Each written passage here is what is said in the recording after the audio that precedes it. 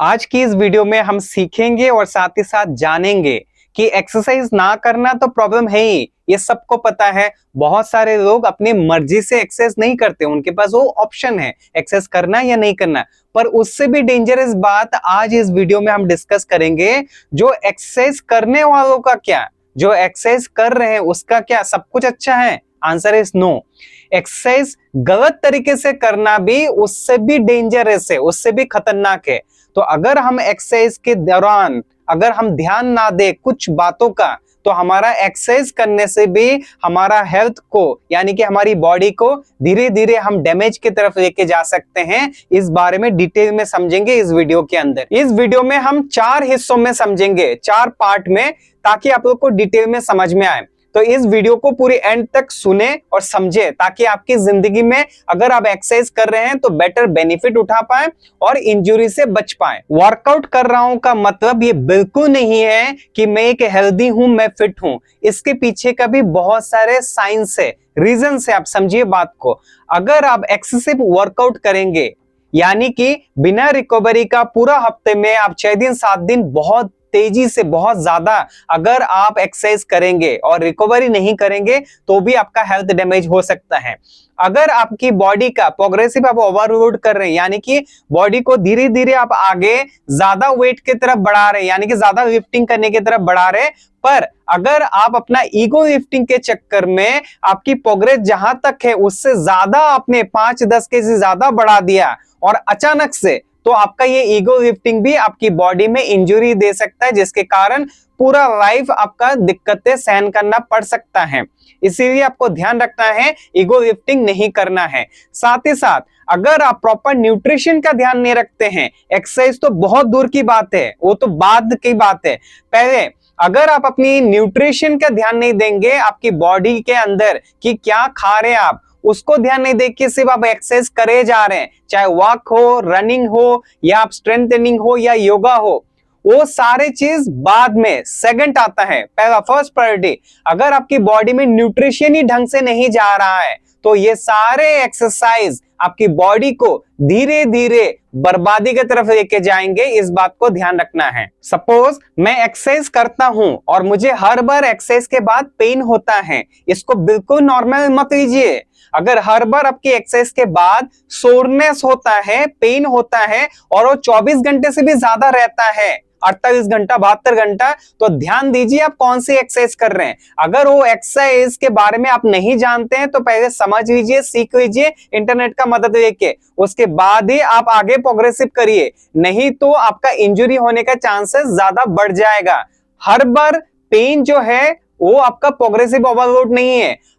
कभी कभार ऐसा भी होता है कि पेन के वजह से आपका अंदर मसल स्टिफनेस और टाइट के वजह से भी पेन हो सकता है या इंजरी के वजह से भी पेन हो सकता है। तो आपका सोरनेस किस चीज का है वो आपको जानना जरूरी है। वार्म अप, मोबिलिटी, टेक्निक, जो एक्सरसाइज का फॉर्म और टेक्निक है, ये सारी चीजों को इग्नोर करना लॉन्ग टर्म के लिए आपका इंजरी का खतरा हो सकता है।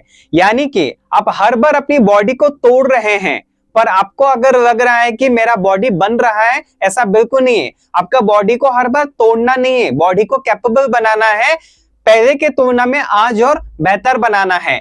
यानी कि आप अगर एक्सरसाइज कर रहे हैं तो एक्सरसाइज के पहले वार्म अप करें और कोई भी एक्सरसाइज खत्म करने के बाद आप स्ट्रेचिंग करें। स्ट्रेचिंग को पहले नहीं करना है और वार्म अप को बाद में नहीं करना है। इस बात को, डिफरेंस को आप समझिए। दूसरे हिस्सों में समझेंगे। वॉकिंग एंड रनिंग बहुत सिंपल फॉर्मूला लगता है ना, पर ये हर इंसान के लिए नहीं है। वॉकिंग एंड रनिंग सबके लिए बिल्कुल नहीं, ये समझना पड़ेगा, क्योंकि वॉकिंग एंड रनिंग कार्डियोवास्कुलरिटी को सपोर्ट करता है, यानी कि आपका हार्ट को सपोर्ट करता है। तो ये क्या सबका हार्ट सेम है, यानी कि सबके हार्ट में इतना दम है, आपके हार्ट में इतना दम है कि वॉक और रन करें, इसको समझना जरूरी है। अगर आप नहीं समझेंगे तो आपका लाइफ रिस्क बढ़ सकता है। तो पहले शुरू में थोड़ा थोड़ा करके आप देखें, समझे, फिर आगे धीरे से प्रोग्रेसिव करें।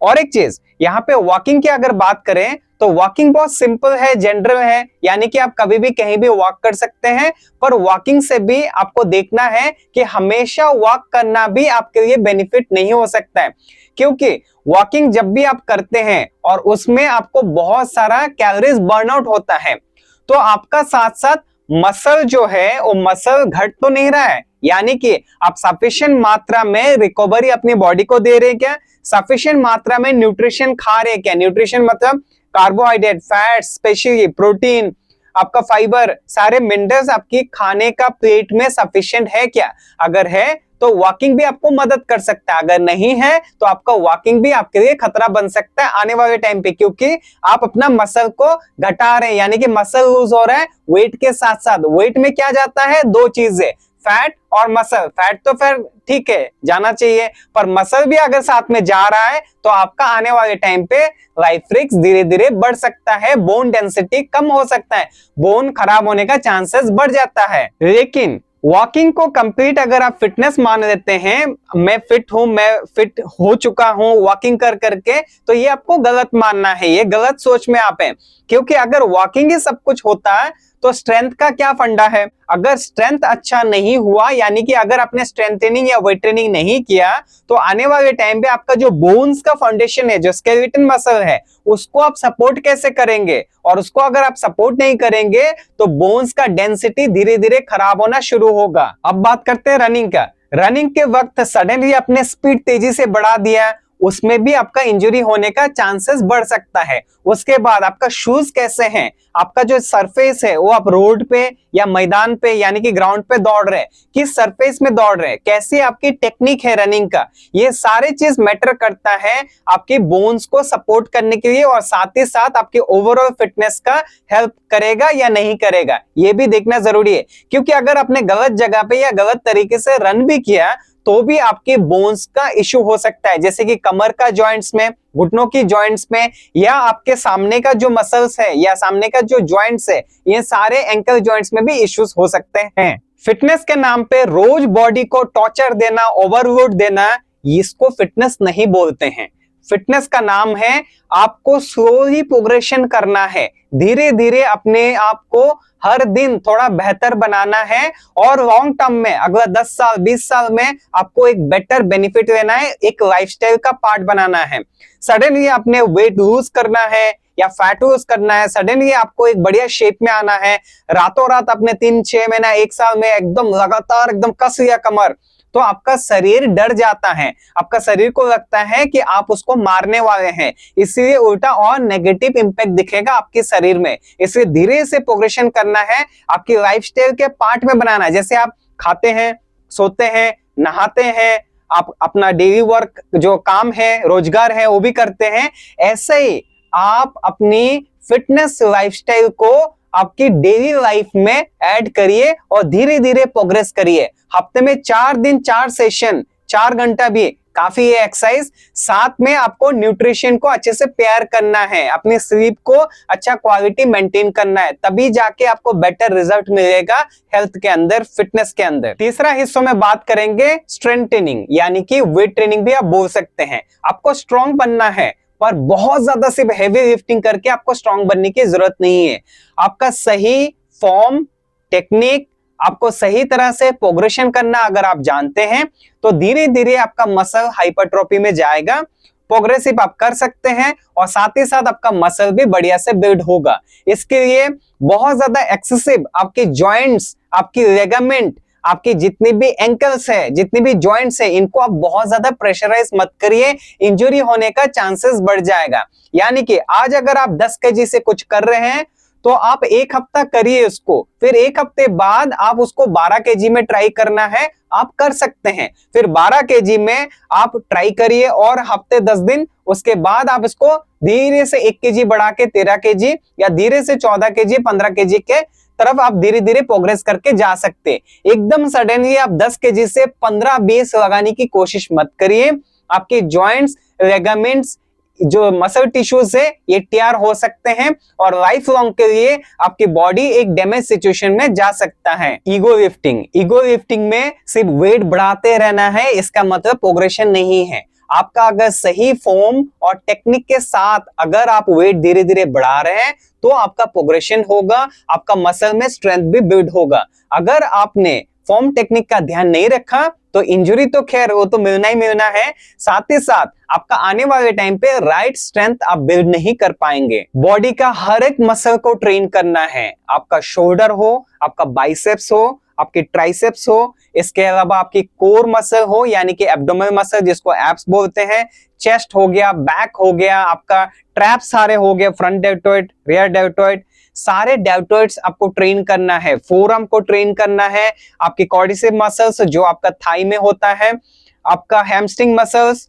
आपकी काप्स मसल, आपकी पूरा जो लोअर बैक है उसको भी ट्रेन करना है, स्पाइन को ट्रेन करना है, और आपकी जो पूरी बॉडी का जो एक शेड्यूल है ना, उसका जो एक्सरसाइज का प्रोसेस है उसको आप एक तैयार करिए कि मैं हफ्ते में अगर 4 दिन एक्सरसाइज करता हूं तो इस 4 दिन में किस तरह से मैं अपर बॉडी लोअर बॉडी का स्प्लिट बना पाऊं, और जिसमें 2 दिन में इस तरह के अपर बॉडी का करूंगा और 2 दिन में लोअर बॉडी का इस तरह से करूंगा। इसको आप अगर शेड्यूलिंग करेंगे, अच्छे से प्लान करेंगे, तभी जाके पॉसिबल होगा आप अच्छे से हर एक बॉडी का एंगल को आप टारगेट कर पाए और उसको एक्सेस कर पाए। यानी कि पूरा हफ्ते के अंदर 4 दिन में पूरा ओवरऑल बॉडी ट्रेन हो जाना चाहिए ताकि each and every muscle group को स्टिमुलस मिले और वो ग्रोथ करने में मदद करे। अकॉर्डिंग टू अगर स्ट्रेंथनिंग और कार्डियो की बात करें तो कार्डियो में होता क्या है, इंसान वॉक करे जा रहा है या इंसान रनिंग करे जा रहा है या इंसान कुछ इस तरह की एक्टिविटी कर रहा है जिसमें सिर्फ लोअर बॉडी ट्रेन हो रहा है, यानी कि सिर्फ लेग एक्सरसाइज होए जा रहे हैं,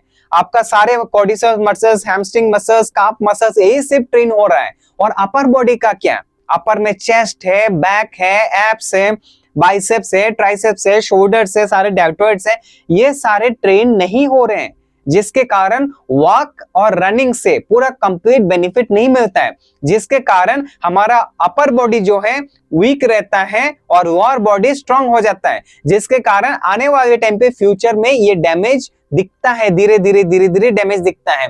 तो जो भी ये चीज ध्यान नहीं देते हैं और स्पेशली तो मैंने कहा कि न्यूट्रिशन का ध्यान नहीं देते हैं तो उनके लिए बहुत खतरा है फ्यूचर में। तो सही एक्सरसाइज, सिलेक्शन ऑफ एक्सरसाइज भी जरूरी है क्योंकि आपको ओवरऑल बॉडी को ट्रेन करना है, सिर्फ आपको फैट लूज नहीं करना है, आपको मसल को प्रिजर्व करते हुए जाना है ताकि आपकी पूरी स्केलेटन जो मसल है, आपकी जो पूरी स्ट्रक्चर है ओवरऑल, उसको एक अच्छा सपोर्ट सिस्टम बने मसल के साथ। हैवी वर्कआउट करना और इफेक्टिव वर्कआउट करने में बहुत अंतर है, सेम चीज नहीं है, इसलिए वो जो डिफरेंस है, अंतर है, उसको आप समझिए। अगर आप एक बिगिनर है, कोई जिम में या कहीं पे भी आपको दिख गया कि वो एडवांस लेवल का बंदे को आप कॉपी कर रहे हैं एज ए बिगिनर, वो गलत बात है। आप बिगिनर हैं, शुरू का 1 साल आप अपनी बॉडी को समझिए, सिलेक्शन ऑफ एक्सरसाइज, कौन सी एक्सरसाइज आपकी बॉडी में काम करता है उसको समझिए, फिर धीरे से आप अपना प्रोग्रेशन कर सकते हैं। डायरेक्ट एडवांस को देख के आप कॉपी करने की कोशिश मत करिए, क्योंकि वो जो एडवांस वाला व्यक्ति है वो हो सकता है 2 साल, 3 साल, 5 साल अपने जिम में समय दिया होगा या कहीं भी एक्सरसाइज कर रहा है वो समय दिया होगा, इसलिए उसका फाउंडेशन जो है स्ट्रांग होगा। तो आप अपना पहले बेस फाउंडेशन स्ट्रांग करिए, आपका मसल भी ग्रो होगा, थोड़ा सा वक्त दीजिए, कंसिस्टेंसी रहिए। ऐसे भी आपको पहुंचना कहाँ है, क्योंकि आपको तो ये लाइफ टाइम फिटनेस चाहिए ना, तो थोड़ा सा रुक के सिस्टमेटिक देख के चलिए। एकदम से बिगिनर एडवांस को कॉपी करके इंजरी होके लाइफ लॉन्ग व्हील चेयर में बैठना या बिस्तर पे लेट जाना, ये समझदारी काम नहीं है। चौथा हिस्सों में हम समझेंगे योगा के बारे में, यानी कि स्ट्रेचिंग या तो आप बॉडी मूवमेंट भी कह सकते हो, जिसमें क्या सिर्फ योगा करना सेफ है या आपका हेल्थ के लिए बेटर है? आंसर इज बिल्कुल नहीं। योगा भी अगर आप सही ढंग से नहीं कर रहे हैं, आपको अगर सही तरीके से नहीं पता है, तो आप एक्सेसिव अमाउंट ऑफ आप जॉइंट्स में स्ट्रेस डाल रहे हैं, आपका लिगामेंट टेयर हो सकता है, आपकी मसल टिश्यू टेयर हो सकते हैं, अंदर इंजरी हो सकते हैं, जिसके कारण लॉन्ग रन में आपका बॉडी धीरे धीरे डैमेज हो सकता है। तो सही मात्रा में योगा को कैसे करना है उसका भी नॉलेज आपके पास होना चाहिए। उसमें भी आप स्लोली प्रोग्रेशन करना है, क्योंकि आपकी बॉडी का जो मसल्स है एकदम से झटका नहीं लगाना है। यानी कि आप शुरू में अगर कोई भी स्ट्रेचिंग कर रहे हैं उसको एकदम से स्ट्रेच नहीं करना है। जैसे कि आपने कल स्ट्रेच किया, बहुत अच्छा हुआ, और आज आपने फिर से शुरू किया पर वहां तक नहीं पहुंच पा रहा है, तो 30 सेकेंड का पॉज लगाइए, यानी कि आप एकदम से स्ट्रेच करने की 10 सेकंड 5 सेकंड में कोशिश मत करिए, उसको 30 सेकंड का पॉज लगा के धीरे धीरे धीरे धीरे स्ट्रेच करिए, आपका ऑटोमेटिकली जॉइंट्स खुलेंगे। पर अगर आपको ये सीक्रेट नहीं पता है, आप एकदम से स्ट्रेच करने की कोशिश कर रहे हैं 5-7 सेकंड में, तो आपका लिगामेंट वगैरह जॉइंट का जो है टूट सकता है, तो टियर हो सकता है। तो इसके लिए आपको समझना है कि कैसे फ्लेक्सिबिलिटी या बॉडी मूवमेंट, जॉइंट मोबिलिटी कैसे काम करता है, इसको आप जान के समझ के तभी करिएगा। योगा आपके लिए बहुत बेनिफिशियल हो सकता है, पर स्ट्रेचिंग के नाम पे एक्सेसिव अमाउंट ऑफ जॉइंट्स में प्रेशर डालना ये कोई समझदारी काम नहीं है। आपको समझते हुए कितना प्रेशर डालना है, कितना स्ट्रेस डालना है आपकी जॉइंट्स में, आपके मसल्स में, वो समझते हुए आपको करना है। हर योगा पोज हर इंसान के लिए वो स्ट्रक्चर्ड नहीं होता है। जो आप कर सकते हैं स्ट्रेचिंग के अंदर, योगा के अंदर, वही आप करिए, धीरे धीरे प्रोग्रेशन। जो चीज आपसे बिल्कुल नहीं हो रहा है उसको फोर्सफुली कोशिश मत करिए, उस एक्सरसाइज को आप स्किप कर दीजिए, बंद कर दीजिए, दूसरा कोई ऑल्टरनेटिव एक्सरसाइज ढूंढिए और उसको आपकी डेली रूटीन का योगा में आप ऐड करिए। पर आप एक्सेसिव अमाउंट ऑफ जबरदस्ती फोर्सफुली कोशिश मत करिए, हो सकता है वो एक्सरसाइज आपके लिए बनाई ना हो। रनिंग से आपको कार्डियो मिल सकता है, स्ट्रेंथ ट्रेनिंग से आपको स्ट्रेंथ यानी कि बहुत ज्यादा ताकत बिल्ड कर सकते हैं, मसल बिल्ड कर सकते हैं, योगा से आप फ्लेक्सिबिलिटी बिल्ड कर सकते हैं। पर एक दूसरे का रिप्लेसमेंट ढूंढने की आप गलतफहमी मत पालिए। ये हर एक्सरसाइज हर बॉडी का अलग अलग चीजों को ट्रेन करता है और इससे आपका एक कंप्लीट बॉडी स्ट्रक्चर बिल्ड होता है। अगर ये सारे एक्सरसाइज को आप मिक्स करके हफ्ते में अगर 3-4 दिन करते हैं तो आपकी बॉडी में ज्यादा बेनिफिट मिलेगा। अगर आप सिर्फ एक ही एक्सरसाइज कर रहे हैं, सिर्फ रनिंग कर रहे हैं, तो आप गलती कर रहे हैं। सिर्फ अगर आप योगा कर रहे हैं तो आप गलती कर रहे हैं, सिर्फ स्ट्रेंथ ट्रेनिंग कर रहे हैं तो आप गलती कर रहे हैं। आप इस तरह से प्लान करिए कि हफ्ते में ये सारे एक्सरसाइज आपकी एक्सरसाइज रूटीन में होना चाहिए, ताकि आप मैक्सिमम बेनिफिट उठा पाए और लॉन्ग रन में अगला 10, 15, 20 साल में आपको एक बेटर स्ट्रक्चर बॉडी मिले। बेस्ट अप्रोच क्या है? अपनी एज को ध्यान में रखते हुए, अपनी लिमिटेशन, अपनी औकात यानी कि अपनी कैपेसिटी के हिसाब से, अपनी फिटनेस लेवल के हिसाब से, कितना आप फिट है, कितना एक्टिव है, उस बेसिस पे आप एक्सरसाइज का सिलेक्शन करो और उसको आप अपनी डेली लाइफस्टाइल में या एक्सरसाइज की लाइफस्टाइल में आप ऐड करो अपनी गोल के हिसाब से, और उसको आप परस्यू करो, यानी कि लॉन्ग टर्म के लिए आप उसको प्रैक्टिस करो और आप एक बेटर हेल्थ या फिटनेस को अचीव करो। एक्सरसाइज नहीं करना ये तो एक बहुत बड़ा प्रॉब्लम है, पर गलत एक्सरसाइज करना और उसे हेल्थ का सर्टिफिकेट समझना ये उससे भी डेंजरस माइंडसेट है। उम्मीद करता हूं ये पूरी वीडियो की इंफॉर्मेशन से आपको समझ में आ गया होगा। आने वाले टाइम पे मैं फिटनेस के ऊपर पूरा डिटेल में प्रोग्राम लॉन्च करने वाला हूं, चाहे वेट लूज हो, फैट लूज हो, मसल बिल्डिंग हो, सारी इंफॉर्मेशन का मैं लाइव ट्रेनिंग देने वाला हूं, वो भी टोटली फ्री ऑफ कॉस्ट, जो कि आने वाले टाइम पे मैं लॉन्च करूंगा। इसके लिए आपको इस चैनल को सब्सक्राइब या तो फॉलो करके रख देना है, ताकि जब मैं लॉन्च करूं तब आप तक पहुंच जाए नोटिफिकेशन। तो मिलते हैं ऐसे एक नई वीडियो में, तब तक के लिए stay healthy and stay fit. Thanks for watching this video.